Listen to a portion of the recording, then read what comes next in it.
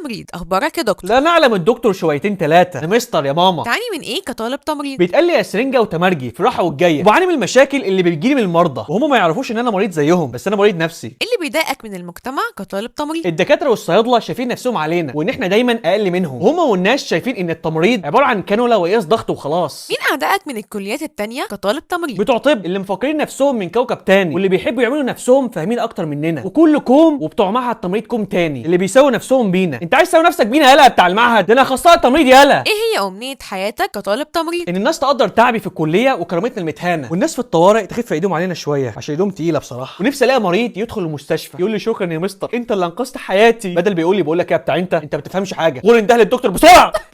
ما تصلي على النبي يا مستر، مش كده امال. تعالي يا استاذه والله. في نهاية البودكاست ده تحب تقول ايه للمجتمع؟ احنا مش خدامين دكاتره ولا تمرجيه، وداري ومهما تداري مصيرك توريها لي، بس خاف عليها لما اشوفها. هي ايه دي؟ روشته.